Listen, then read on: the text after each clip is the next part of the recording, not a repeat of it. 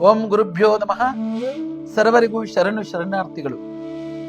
ಪ್ರತಿ ವರ್ಷದಂತೆ ಈ ವರ್ಷವೂ ಕೂಡ ಮಹಾಶಿವರಾತ್ರಿಯನ್ನು ಶ್ರೀ ಶ್ರೀ ಶ್ರೀ ಶನೀಶ್ವರ ಸ್ವಾಮಿ ಕ್ಷೇತ್ರ ಪಾಲನಹಳ್ಳಿ ಮಠದಲ್ಲಿ ದಿನಾಂಕ 15/2/2026 ಭಾನುವಾರದಂದು, ದಿನಾಂಕ 16/2/2026 ಸೋಮವಾರದಂದು ಈ 2 ದಿವಸಗಳು ಕೂಡ ಭಗವಂತನ ಕೈಂಕರ್ಯಗಳು ಜರುಗ್ತಾ ಇದೆ.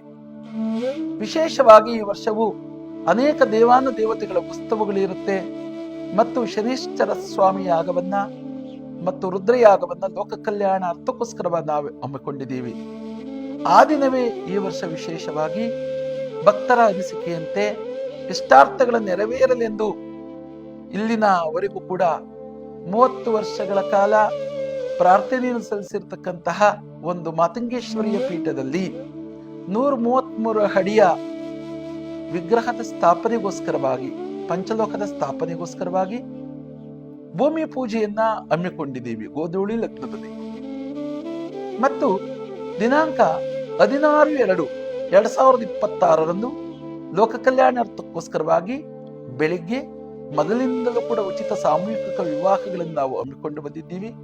ಈ ವರ್ಷವೂ ಕೂಡ 10:30ಯಿಂದ ನಾವು ಉಚಿತ ಸಾಮೂಹಿಕ ವಿವಾಹಗಳನ್ನ ಹಮ್ಮಿಕೊಂಡಿದ್ದೀವಿ.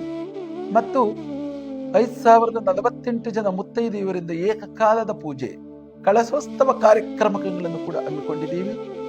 ಆಯುರ್ವೇದದಲ್ಲಿ ನಮ್ಮ ಭಾರತೀಯ ಸಂಪ್ರದಾಯದ ಪದ್ಧತಿಗಳೊಂದಿಗೆ ಇಂದಿನಿಂದಲೂ ಕೂಡ ಆಯುರ್ವೇದ ಶಾಸ್ತ್ರ ಎನ್ನುವುದು ಮಾನವನ ಆರೋಗ್ಯಕ್ಕೆ ಬಹಳ ಉಪಕಾರವಾಗಿರ್ತಕ್ಕಂಥದ್ದು. ಹಾಗಾಗಿ ಆಯುರ್ವೇದದ ಜ್ಞಾನವನ್ನು ತುಂಬುವುದಕ್ಕೋಸ್ಕರವಾಗಿ ಅನೇಕ ಗಿಡಮೂಲಿಕೆಗಳ ಮಹೋತ್ಸವ ಕಾರ್ಯಕ್ರಮ, ಆಯುರ್ವೇದದ ಉಚಿತವಾಗಿರ್ತಕ್ಕಂತಹ ಆರೋಗ್ಯ ತಪಾಸಣೆಗಳನ್ನು ನೆರವೇರಿಸಿಕೊಳ್ಳುವುದಕ್ಕೋಸ್ಕರವಾಗಿ ಅನೇಕ ವೈದ್ಯರು ಕೂಡ, ಪಾರಂಪರಿಕ ವೈದ್ಯರು ಕೂಡ ಬರ್ತಾ ಇದ್ದಾರೆ. ಆ ದಿನ ರಾತ್ರಿ ಅಂದ್ರೆ 16/2/2026 ಸೋಮವಾರದ ರಾತ್ರಿ 8:30ಕ್ಕೆ ಸರಿಯಾಗಿ ಗಂಗೆ ಗೌರಿಯ ಮತ ಸಮಸ್ತಿ ಮಸ್ತರ ಎಂಬತಕ್ಕಂಥ ಪೌರಾಣಿಕ ನಾಟಕವನ್ನು ಹಮ್ಮಿಕೊಂಡಿದ್ದೀವಿ. ಈ ಎಲ್ಲಾ ಕಾರ್ಯಕ್ರಮಕ್ಕೆ ಅರಗುರು ಶರಣರು, ಗಣ್ಯಮಾನ್ಯರು ಮತ್ತು ಕಲಾವಿದರುಗಳು ಎಲ್ಲರೂ ಕೂಡ ಆಗಮಿಸ್ತಾ ಇದ್ದಾರೆ.